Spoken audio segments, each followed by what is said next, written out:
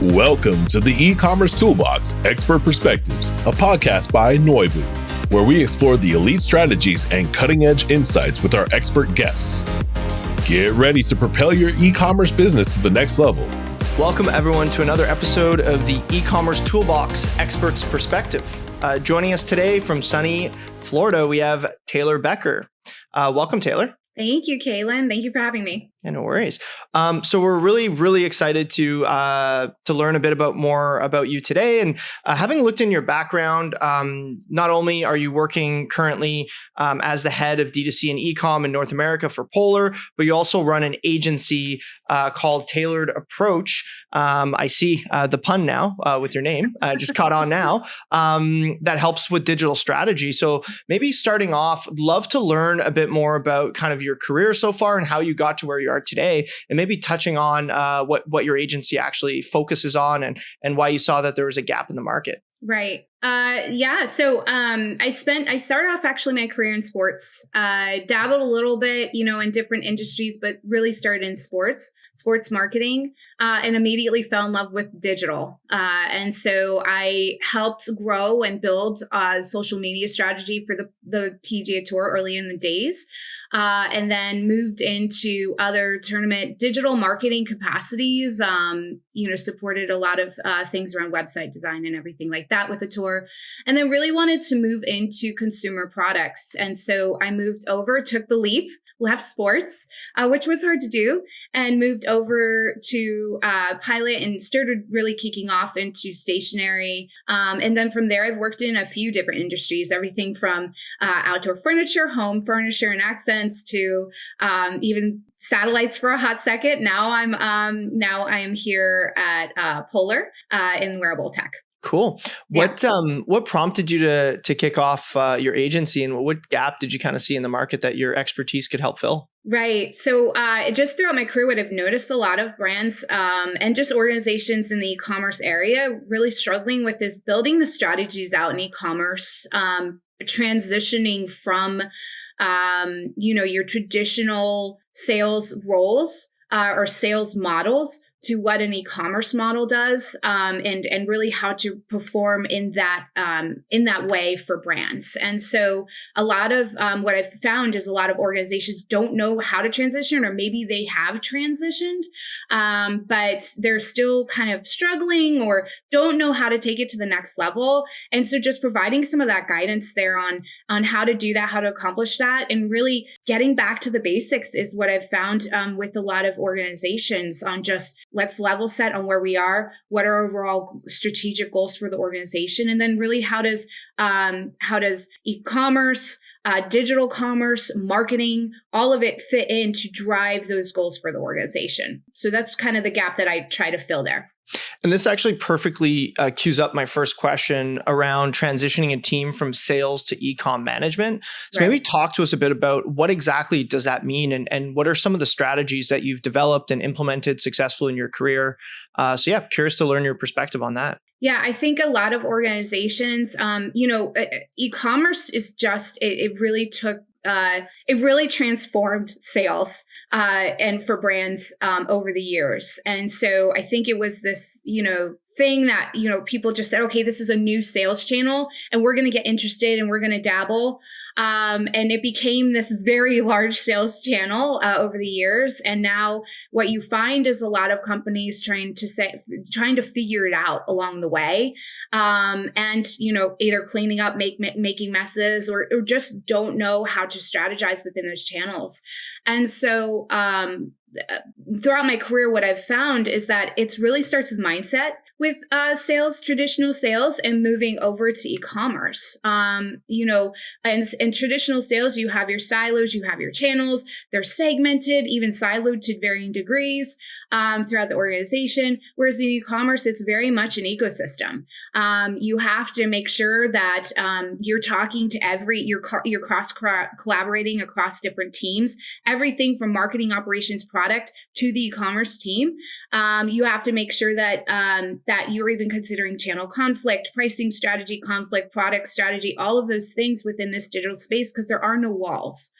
And so that's a mindset that I've found that's really had to transition when I've built teams and bringing them over from that traditional sales focus or even hiring people. The very first thing I work on is that mindset. And really, we have to be open and collaborative. We have to make sure we're looking at every angle. We are business managers. We aren't just sales. And then, of course, talking about the strategies and building those along the way, those fall into place. But really, it starts with mindset. Agreed. And I think something that you said to me before the show here that makes a ton of sense is if we just put everything on a website, we build it, they will come, right? Obviously, we know that's not true, as that leads to saturation, as you're mentioning. How did you employ strategies to move from a kind of everything to everybody sales approach to something that's a bit more targeted through the different e-com channels without effectively building silos, right? How do you kind of thread those needles? Right. So I think, over the years when e-commerce came around, it was, you could get away with just throwing everything online. The consumer was trying to try out this new thing, the internet and shopping on the internet rather. And so they were curious and they were open, and then more and more entries into the market. And it really became something where you were competing for the consumer's attention. At the same time, consumer experience is incredibly important. And that was becoming more and more into the view as the years progress until we get to the present day, where consumers aren't just looking to buy a product, they want to be immersed in the experience of the product. And that doesn't mean, from a sales perspective, from an e-commerce perspective, we are responsible for that, right? We're responsible for the content that goes online. We're responsible for how the returns are handled. We're responsible for the feedback to our customers. We're responsible to ensure that even if we're selling through certain retailer platforms, that our retail partners feel supported in what they're doing. And so all of those things require e-commerce managers to be very focused on providing the best consumer experience with being consumer centric, and also thinking about how to talk to retail partners and how to curate those experiences. And I think that leaning in and listening is key here. It's very easy to fall into that old habit of, this is how we've done it. And I've found throughout my career that a lot of companies I've worked with don't always listen to what the retailers want, maybe, and even the retailers are screaming it. And so I actually pay attention. I get really aligned with what our retail partners are trying to do and accomplish, not just now, but moving forward, and how we can set ourselves up for that success to support them in their goal. Because at the end of the day, that's what this really is a partnership, not just a platform. And then also, they do have the data. They understand their consumer, and leaning into that as well. All of that information, plus understanding what's going on in the market, has really fine-tuned us to what are the strategies, what are the buckets that we need to focus on. And that's, what is our product offering and what makes sense for that channel, for that retailer, not a full catalog for every single retailer strategy, right? What is the content? What does that make sense for that consumer and that channel? All of those things have to be very defined. And that really comes back to looking at data, understanding and listening to what the market's saying, reading what our consumers are saying. That user-generated content, we get that today. And I don't think that that's always utilized. So looking at that, and then leaning in on what our partners are saying as well. And making that our feedback loop in order to continue to create those customized consumer experiences for our partners. Well, and having kind of chatted with you a bit before the show as well, you give me a lot of the impressions that you're not someone who's going to shy away from a challenge. So maybe talk to us, as you already mentioned how challenging it is sometimes to change the mindset in an organization where it's like, hey, we've done this for the last 80 years, 100 years, and it's been successful. Like, why are we going to change it? Like, why are we going to potentially ruin something that's great? So maybe talk to us a bit about some of the more challenging transformations that you've been a part of, and how you've been able to kind of make those successful. Right. I think even if you come to the table with all the data in the world and all the market research, change, people are fearful of change. And I think that's just a human element, right? And so, and it's not so much that they don't want to change; it's how giving them the path to change, and showing how we're not talking about overhaul, we're talking about pilot. And so I'll use those words a lot: piloting, small test batching, iteration loops, right? Test and learns, using data, our own data to prove out, hey, this change is working. A lot of training is involved in transformations, because transformations likely, and most of them that I've been involved in, require rather new technology, right? They may not even have a tech stack, believe it or not. And so building new tech stacks, and then of course, training folks on tech stacks is a barrier. So whenever I go into transformations, I identify, first and foremost, I like to observe. I actually go and interview people. I observe what's going on. I want to know all the pain points. I want to know best case scenario. What is your wish list? What do you want to accomplish in your role? Understanding all of that information helps build out really what that strategy, that plan is for that transformation. And then we piece that transformation out in milestone projects and pilot programs, taking out, of course, prioritizing the bigger pieces of it first, and then moving from there. I would say that transformations are just challenging in general. I love them though. They are a lot of fun, because of the results that you get to see on the other side. I've been able, and in a few projects, been able to transition the teams in the matter of 4 to 5 months. Completely, which is great. But I think it's really, as I said earlier, it's that mindset, but then also understanding what are their barriers? What is the team kind of going through, the organization going through? What are the strategies that the organization is trying to achieve? How do we plug in to what they're doing right now? And then how do we consider adoption, training, and all those things in the transition process? So that's what has made it successful, for me in the past, and something that I continue to employ in what I do. Makes sense. And I think with any large transformation, benchmarking is a big part of it. So how do you actually understand that you're going in the right direction? I'm very curious on the KPI side. How have you either refined or changed or just completely added net new KPIs during a transformation or a team that you joined? And tactically, for someone in your role who's heading up a P&L channel for e-com, what are some of the KPIs that are just necessary in your opinion? Right.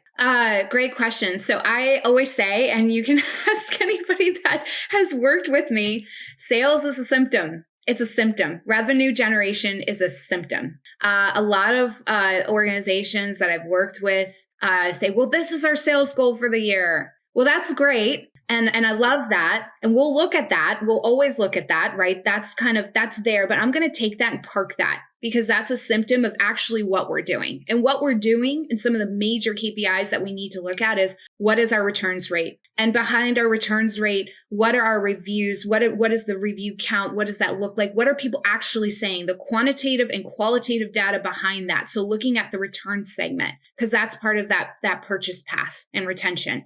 What is, in e-commerce, you'll hear buy box. What are our operational metrics? Are we filling our inventory? How healthy is our inventory right now? Where do we stand on an inventory and operations standpoint? Are we fulfilling? Is our inventory leaving the warehouse on time?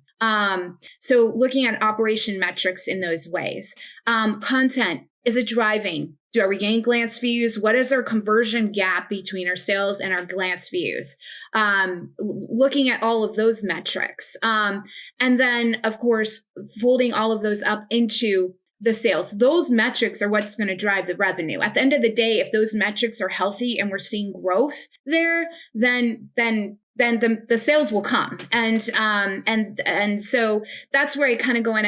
I've worked, I go in and really look at the KPIs of an organization to say where we are. And I have been in organizations where there has been none. And I've been in organizations where there's a little, or maybe they're just not measuring the right things. And so it's going back, and then it's also getting other teams involved. And this is where cross-functional key stakeholders and leadership is incredibly important in this area.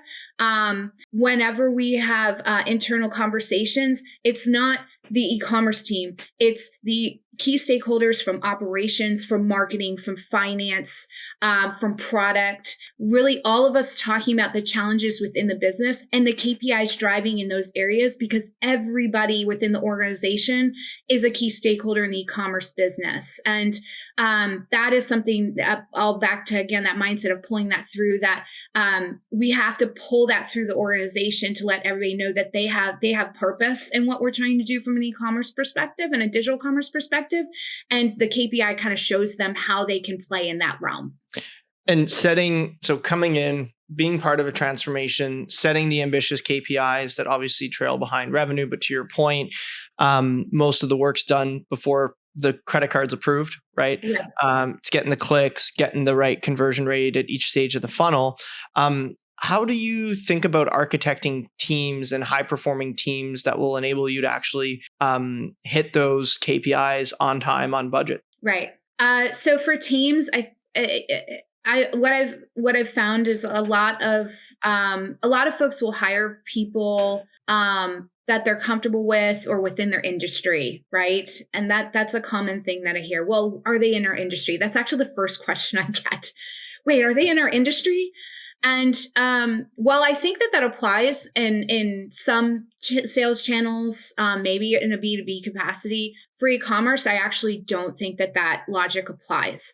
I've worked in many industries, so it's everything from like pens to wearable device. I mean, it really, I've been in a lot of different industries, and so I don't really look at what industry you're coming from. I want to see: are you nimble? Are you data driven? Are you agile? Do you have? Do I get the sense that you can be a leader? Because at the end of the day, I always tell my team, I want you to replace me. I think it's okay for you to say, I want to be the head of, I want to be the VP of, I want to be the CEO of. Great. How do I get you there? Like, that's our conversation. Part of our conversation is the job. Part of our conversation is how do I support you in your professional goals? So I look for those people that have those leadership skills, because I also want my team to be autonomous, right? I want them to be able to go and make decisions. E-commerce can be very large. There can be a lot of rabbit holes and a lot of things that just pop up all the time. Lots of fire drills, unforeseen. Sometimes, a SKU breaks, something happens operations, a truck doesn't pick something up. Who knows? So I find myself jumping into a lot of different projects daily. So having a team that can lead themselves in an individual contribution way and step into their roles, being nimble, data-driven, agile in what they're doing.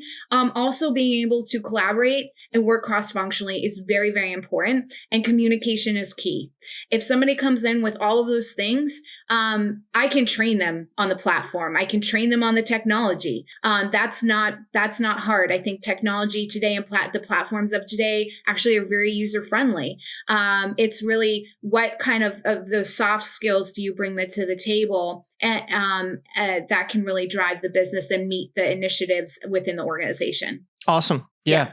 That makes a ton of sense. As we look to start wrapping things up, Taylor, what do you think one of the biggest challenges that heads of e-coms are kind of facing this year? I think this year, it's really, I honestly, I would say this year, but just overall, the continuing understanding of what e-commerce is and how it really delivers to the business. I think some organizations really get it. And they understand the importance of it. And then there's organizations that even if they've seen all the data, still maybe not are under resourcing their e-commerce team, or not putting it in forefront of initiatives or strategies. So I think that a lot of e-commerce, heads of e-commerce, e-commerce managers are facing that today, continuing to kind of fight the good fight of, hey, we're actually really relevant in what we do. And we're really,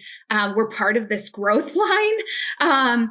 And at the same time, still trying to grow the business. And so there's that constant conflict that I think, e-commerce, teams face, improving their value within organizations. And I've seen that get better over the years, for sure. But I do still think that that's a fight. And then also in addition to that, e-commerce is just continuing changing. I say that e-commerce changes by the hour at some points. So really understanding the industry is you have to be open to learning. I would say that learning is key in this role. You cannot stick with what you used to. You will become irrelevant quickly. And so becoming a sponge and learning is very important in this space as well. Yeah, and I think that ties really well with what you mentioned around your hiring characteristics of being nimble, self-learner, self-starter, because you can bring somebody in, but if they're going to get lapped by the industry in 6 months, then it's not going to work out long term. Right. Do you have any parting advice for anybody listening who's kind of up and coming and wants to mirror, basically the success you've had in your career so far? A couple things, and I think I've said it throughout the call, but I want to definitely highlight it here again. One, be a sponge. Learn everything. And I'm not just saying learn in your space. One of the biggest ways that I was able to move into the position that I have is that I went and learned what operations was doing. I went and learned what finance was doing and marketing and product. It's very easy to learn within what you're comfortable in. Branch out. Go sit, have lunch with a peer. Go have a Zoom call with the peer. I go work out on the floor with the peer. But really understand the business holistically.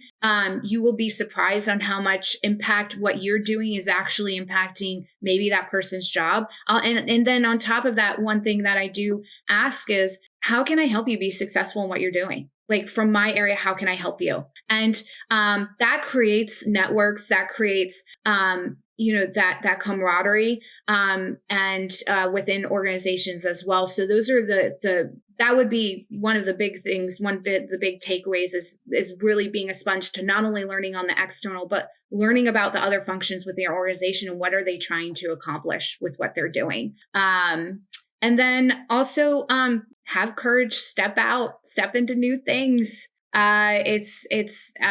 E-commerce is all about creativity. You have to be very creative. What are other brands doing? What are other companies doing? Reading and learning case studies is important.